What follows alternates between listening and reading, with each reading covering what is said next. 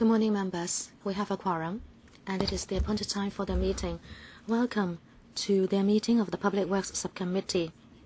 We'll continue to scrutinize 6 discussion papers which have not been finished, scheduled for the 13th of May. The meeting will run from 8:30 to 10:30 a.m. If we cannot complete the scrutiny of these 6 documents today, the work will continue at the next meeting, namely that on the 27th of May, and that meeting will run from 9 a.m. to 12:45 p.m. Altogether, the 6 papers have to do with $22.4703 billion in funding. If they are approved by members, then the cumulative approved sum would amount to $59.0838 billion, covering 22 items, and those related to projects would amount to $55.3329 billion. In the remaining term, if we discount the 6 items today, the administration estimates that there will be 24 more items to be submitted to the PWSC for scrutiny, and the funding request would amount to $25.23 billion altogether. I'd like to remind members, if you have direct or indirect pecuniary interest relating to the discussion items today, please act according to 83A of the Rules of Procedure and disclose the nature of the relevant interest before that item is discussed. I would also ask members to be aware of 84 of Rules of Procedure, and that is the stipulation on voting when there is a direct pecuniary interest. Now we come back to Head 705, Civil Engineering, Paper 1, and that is Southeast New Territories Landfill Extension. At the last meeting, I should say in the last 2 meetings, we have completed the discussion of 2 papers under this item, and they are PWSC 1415, 6 and 7. And also, we have dealt with the amendments on Paper 1. And since we have entered that stage, I'm not going to introduce the 2 papers again. I believe you also have the name list for officials in attendance, and I won't introduce them one by one. Now we'll continue to process 32 or the amendments proposed under 32A of the Rules of Procedure for the PWSC. Mr. Gary Fan and Mr. Albert Chan have submitted 104 amendments to these 2 papers. And in the last 2 meetings, we have already voted on motions 1 to 78, that we have voted against these motions. Now we have 26 more to be that we should deal with. The LegCo president has made a ruling on the committee stage amendments to the 2014 appropriation bill proposed by 14 members, and I believe these 26 motions do not comply with the rules of procedure, and that is why I have returned them to Mr. Gary Fan. And since we have completed the question time on these 2 items, in order to preserve our work efficiency and also to be fair to the other items on the agenda, I would appeal to members to complete the procedure, and that is to express your views according to 32A of the Rules of Procedure for the PWSC. Then I will allow members to make a ruling as to whether these 2 items that would enhance or upgrade these items to Cat A and have them submitted to the FC. Mr. Gary Fan, I'd like to ask a question on the procedures.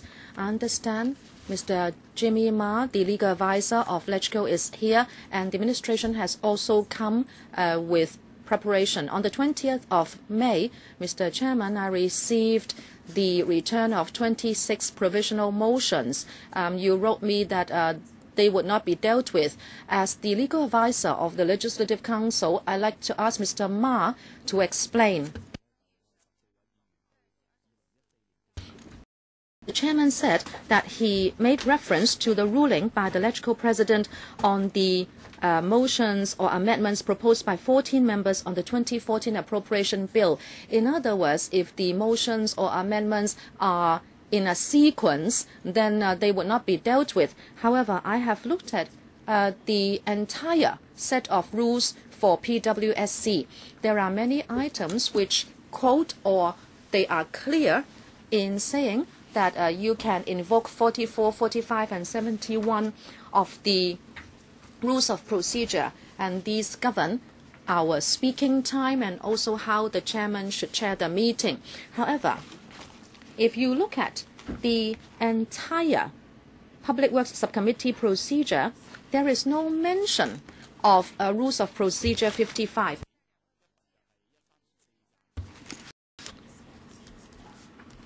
And not to mention the two documents written on the 22nd of April and 17th of April. Those are the rulings made by Mr. Jasper Zhang. And they quote Rule 57.4d. So, Mr. Ma, I'd like to ask you about 57.4d that governs amendments to bills. But here at this subcommittee, which is the Public Works Subcommittee, we need to discuss and scrutinize and vote the public works projects proposed by the administration. They are of a different nature. So as a subcommittee, whether we need a quorum, whether we can call a quorum, I understand the rules are different. So I'd like to know whether Mr. Low, as chairman of the Public Works Subcommittee, can apply Rule 57.4d in order to tackle the 26 provisional motions raised by me. Yes, Mr. Ip Kwok Him. Point of order. I'd like to ask Mr. Gary Fan, are you asking about a point of order? If it is a point of order, then I think we should deal with it. Or if not, then if you are starting something new, I don't think we should go into that. So is that a point of order that you are raising, Mr. Gary Fan? Yes, of course. I said so. Right at the beginning, I said I was going to ask about a point of order. Okay.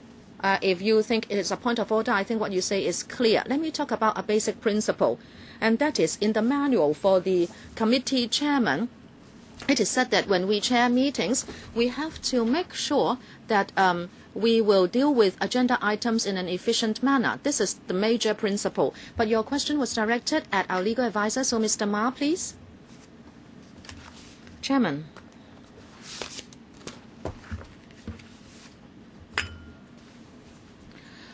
If it is a question on point of order, it should be responded to directly by the chairman. The legal advisor is here just to give advice to the committee and members. With regard to this situation, I can only repeat what the chairman pointed out to members just now. And that is, with regard to the 26 motions raised by Mr. Gary Fan, he has made a ruling that it is not in order. And he has told the committee that he has made reference to the recent ruling by the LegCo president. He has made reference to the principle of that ruling.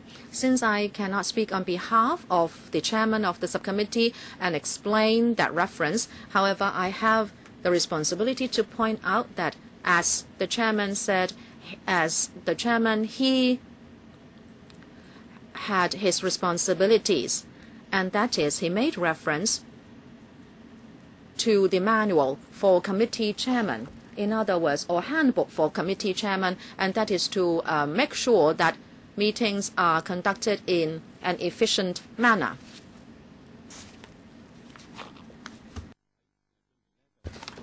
Plus, I'd like to point out that as the chairman of the subcommittee, when he acts according to the Public Works Subcommittee procedure,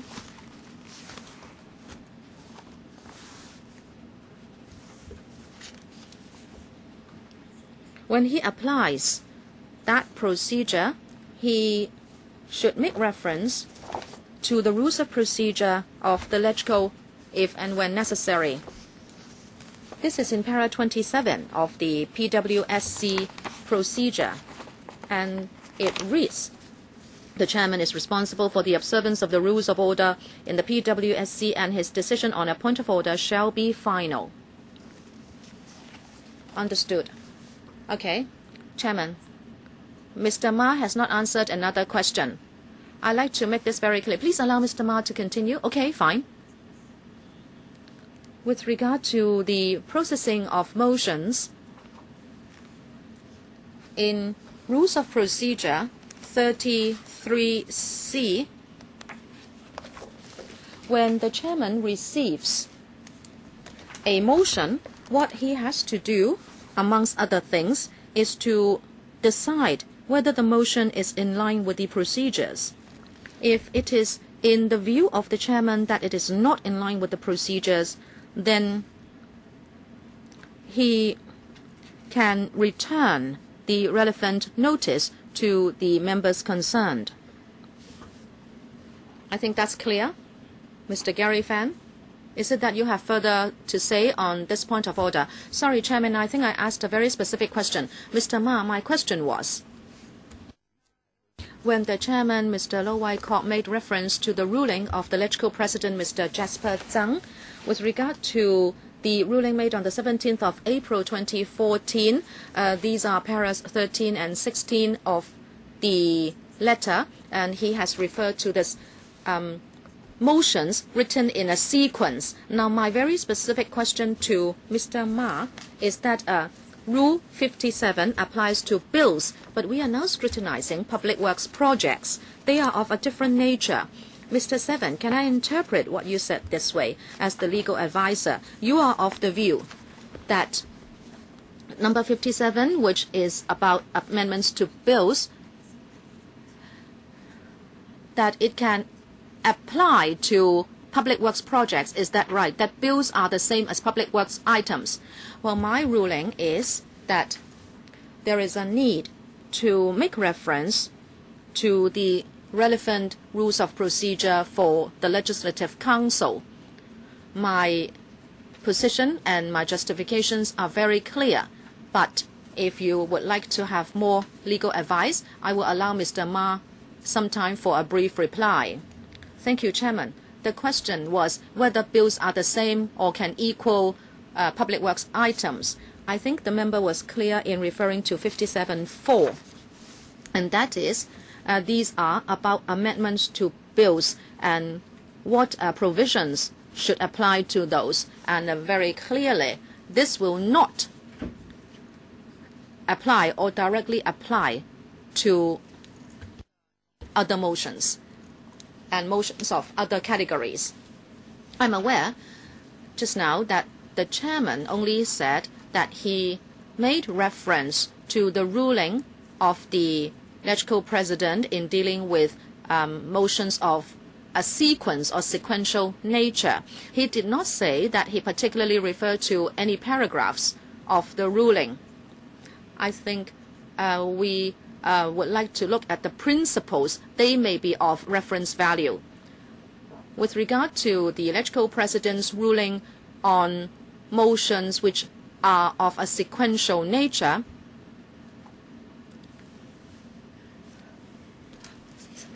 he had looked at those motions and he made a conclusion according to his experience that the purpose of the members in writing those motions was just to delay the scrutiny process. Therefore, if individual motions belong to 57.4D, that they are frivolous or meaningless, then that was his ruling. 相關嘅議案呢係不合乎規程而退回呢係不合乎規程嘅。進而呢，立法會主席呢亦都喺個裁決書呢指出呢，作為呢個立法會主席呢，係佢有確保呢個大會喺處理呢個事務嘅時間呢係要有效率同埋要係恰當咁樣去進行嘅。而喺而佢如果見到有呢個情況令至到佢 There's a situation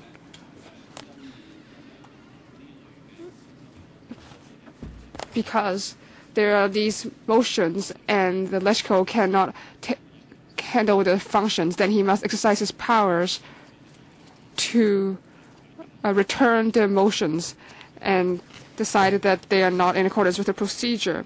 So those are what is contained in the decision of the President. And that is what I understand from the decision. In terms of what is appropriate for the President of the LegCo in conducting the LegCo meeting, and now the chairman is using the same principles. In my opinion, it is appropriate for this subcommittee as well as other committees. Yes, thank you. Yes, Chairman. Yes. Not coming through into the microphone. In terms of the amendment, and we'll go and vote. Now, if you just change your decision suddenly, what is the basis of that? Because last week you say that it is in accordance with the procedure. Now, perhaps these particular motions, you feel that it is not in accordance with the procedure. I think you should tell us about this. And this is still about a point of order. I can answer this. This is not a time for debate. Do you still want to discuss this? I will let Dr. Kenneth Chan say something, and then I'll make a comprehensive answer. Now, Chairman, I still don't understand what is the basis of your decision. Now, you say that the decision is final, but it still needs to persuade us. So first, we still don't see any why the contents of these motions that you think are sequential. So perhaps you only saw only a few of them and then made a decision. But now, as members, it's very unfortunate that we haven't seen these motions to see whether or not it's sequential. And I do believe that you have to persuade us as to whether or not it is sequential.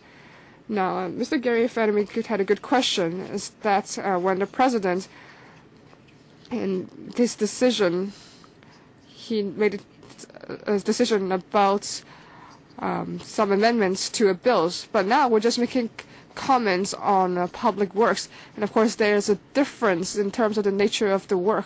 So I think that, Chairman, you must give us very good reasons as to your decision. Otherwise, it may in fact be not in accordance with the procedure. Looking at the paragraph 30, the legal advisor mentioned paragraph 31, 3C. He mentions that anything that is not in accordance with the procedure, he should return a motion.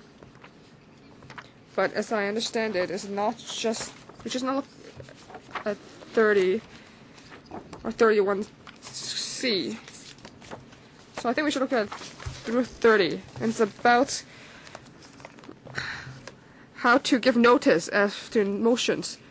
So this is about whether or not the giving of notice is in the procedures. It is not just saying that anything that you feel is not in accordance with the procedure, then it is not in accordance with procedures. I do not think that is persuasive. You must look at the giving of notice. That is the manner of it, and when do you have to do it. But if there's something wrong with it, of course you can use paragraph 30 to return some of the motions to those who have proposed them. But you cannot just take a paragraph out of the context and apply it in a manner that's not as appropriate. Next. Yes, I also have a point of order. Now, Chairman, you've already made a decision. I feel that we should return to our main agenda, is that you have made your decision, and now some member has said talks about a point of order and think that there's some concerns about it. I think this should be handled at a different time, because the legal advisor has made a comprehensive explanation, and I've heard it very clearly. He has already explained that the chairman has the power to make a decision on the motions, and that decision is to ensure that this meeting can go on in a normal manner. So I think that we should just proceed on that decision, so to prevent our meeting will undergo an alternative form of filibuster. Okay, I will let Mr. Gary Fan make one more chance for remarks, and then I will make a comprehensive conclusion. Yes, I do hope that the chairman will allow Mr. Ma to make a further explanation, especially as to my question about 57(4)(d). Mr. Ma, in his remarks, said something that I think it may be in fact contradictory, because at one point you said that 57(4)(d) does not directly apply to other measures, but at the end you said that in terms of principles you can still refer to it. I must stress that as the Public Works Subcommittee, we do not deal with bills. We just deal with public works. So when Mr. Ma, when you said that the chairman's remarks did not refer to a specific paragraph of the president's decision, but in his remarks he said very clearly about why he's returning the motions to me. It is because he's saying that it is not in accordance with procedure, and the decision of Mr. Jasper Zhang in April 17th, he did discuss sequential orders in specific paragraphs, and that is why I hope. And that is why the chairman of this committee is saying that he's following paragraph 13 and 16 of this paragraph. Or that is my understanding. If you do think that, so you say that in fact that decision is not in accordance with the different situation. I think Mr. Ma has already made an explanation here. But if Mr. Ma is going to explain it simply, and I think if he does want to make a simple explanation, he can. But then I will just conclude my own views on this, and then we will not continue our discussion on this point of order. Mr. Ma, Chairman. Now, I do not have any intention to debate with any member. I just want to repeat in terms of 57(4)(d), it is when it is applicable, and I want to point out that under matter of principle is something that the president has taken note. Of course, in the actual wording,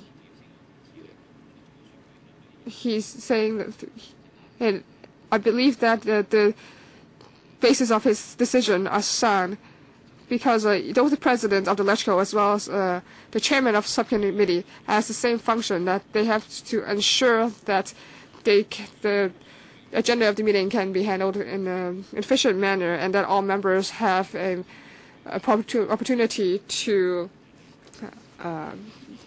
participate in the meeting and to exercise their powers.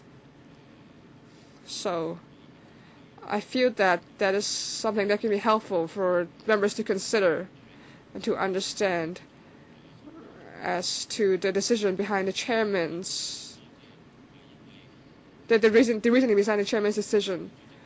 Now, of course, the chairman's decision, according to the rules of procedure, it is the final decision. So it seems that in this particular time, this is not the appropriate time to make a deeper debate.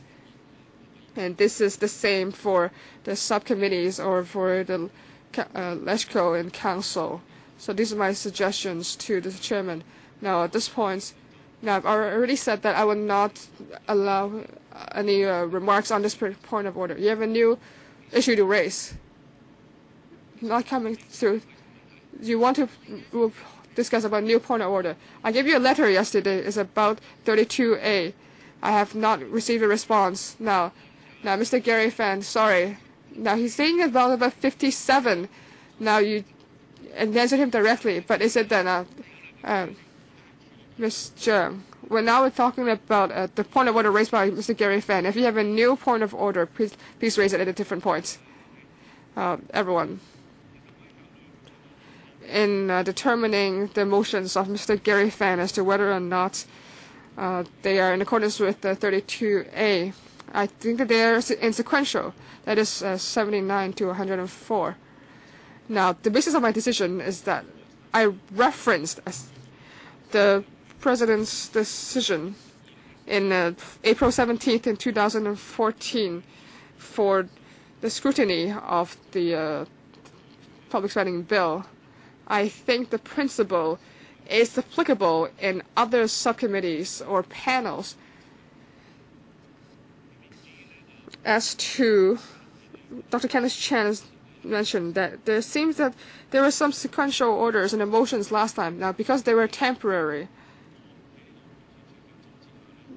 now with the assistance of the Secretariat, I needed to make a decision. And that particular time, it was difficult for me because they didn't come all at one time. I had to go back to look at the past motions to see whether or not they are sequential, and that would take time. So because of that particular instant, I had said that I was being lenient because we still have a procedure. Is that everyone would take a decision as to whether or not we should deal with those motions. Now, we do feel that they're not directly related. These voices have been heard. Now, we do have to continue looking at other agenda items. That's why I had to be very careful in my scrutiny of this. Because last time we had already looked at these motions that are actually sequential. That is, out of these 26 motions, they are all sequential in relation to the ones that we have handled already. Now, Mr. Gary Fan has want to make a new, continue with these motions. Then the effect is that this subcommittee will extend a meeting to so long that we cannot take care of our responsibilities adequately. So that is why I made a decision that those motions were not in accordance with the rules of procedure. Of course, I must ensure that I respect the rights of members to bring forth motions, and I need to make a balance with the orderly procession of the meeting of the subcommittee.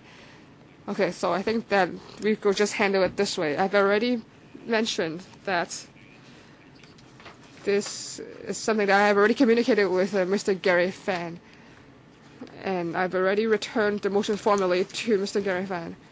I think Ms. Zhang has a point of order to raise. Yes, I gave you a letter yesterday. It's about Rule 32A. I hope that before the last meeting you can answer me. Thank you. Yes.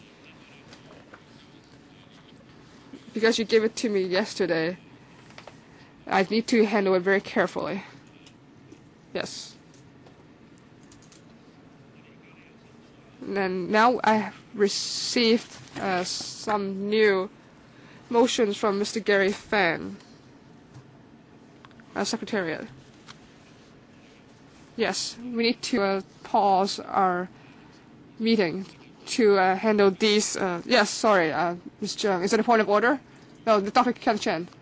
Yes, I have a question. So in terms of a non-sequential motions, then you can accept them. But what if a non-sequential and then but there's a large number of them? Then you can use your basis of saying that, oh, you cannot, we have to ensure the smooth procedure of the meeting. Sorry, I have already made my decision.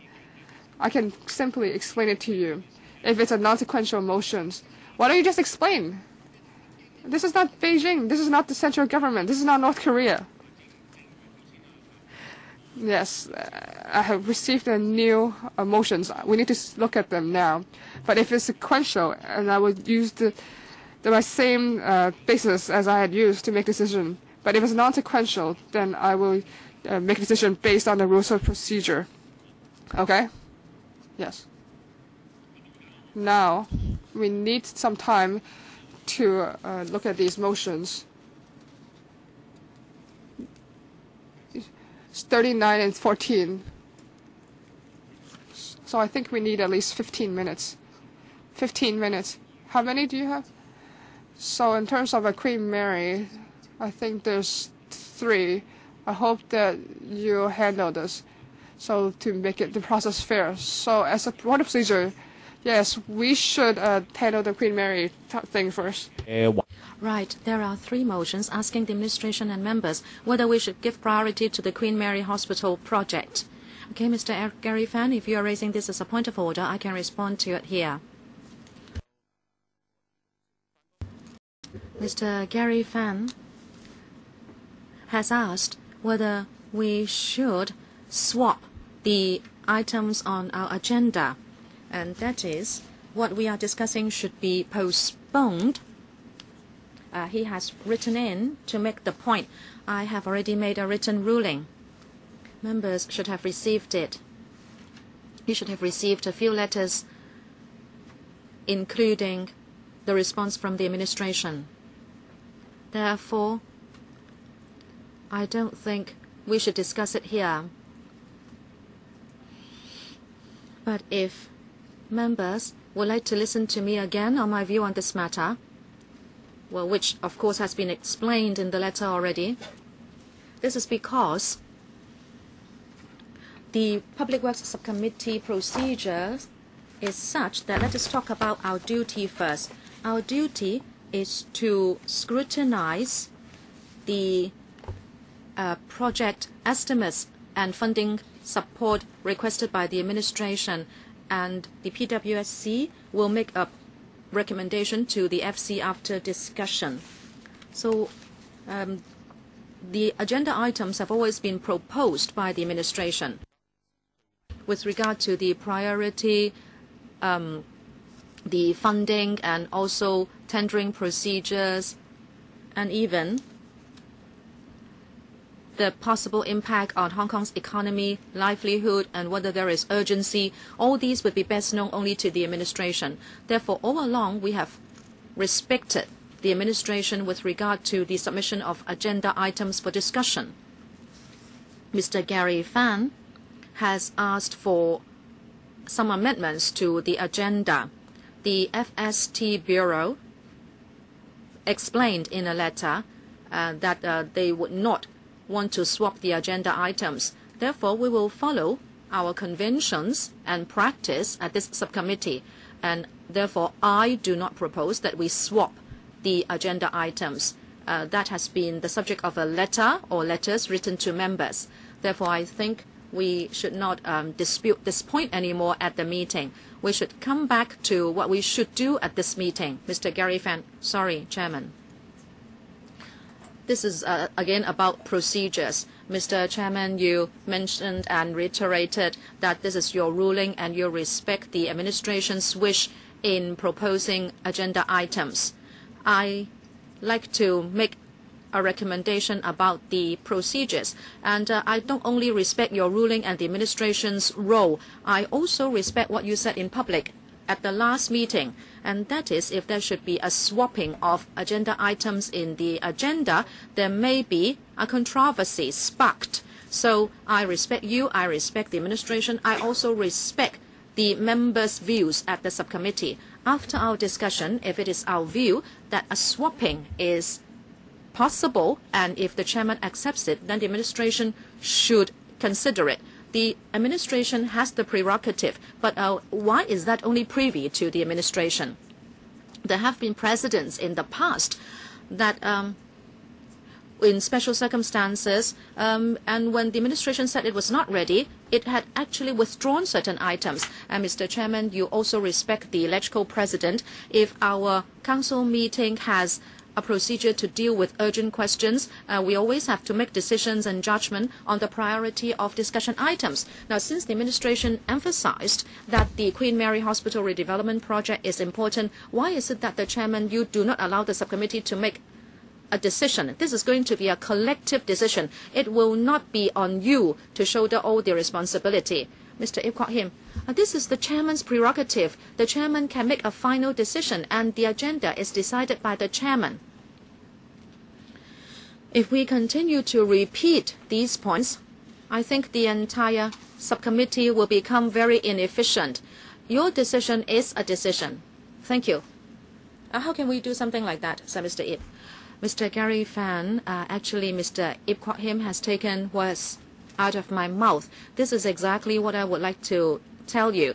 I have already made a written ruling, and it is not appropriate for us to start a discussion at the meeting.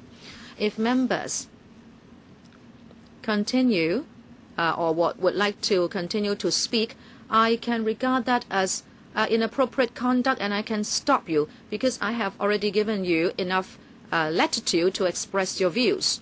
And as a matter of fact, it is inappropriate for us to carry on with that discussion because I have already made a ruling.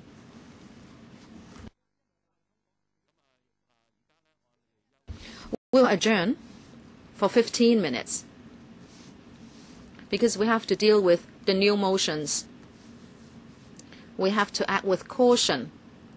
If some of them have to be put to the vote, then a vote will indeed has to be taken. Ms. Anne Chang, a point of order, please, Chairman.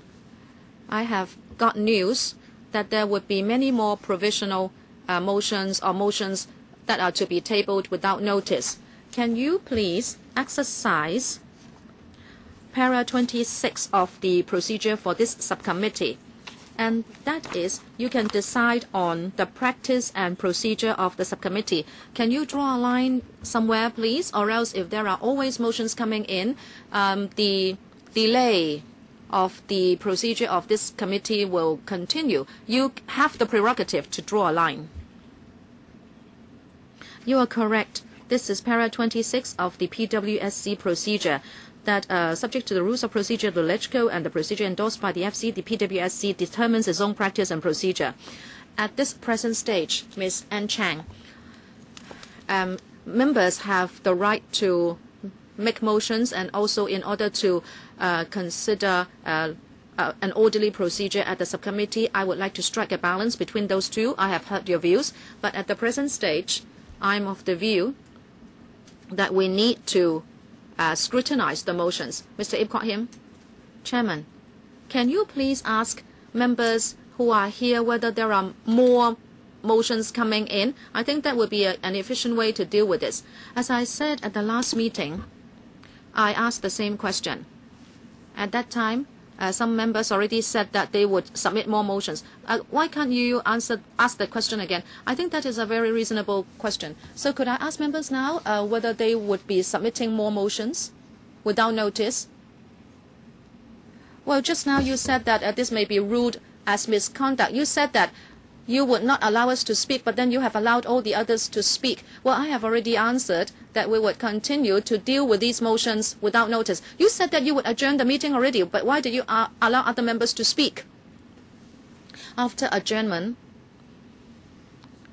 now since we have to scrutinize these motions, and then afterwards we will have to deal with these motions, but then there is a very concrete question. You can give that some consideration before you answer me, and that is how many more motions will be coming in. Now we will adjourn for 15 minutes.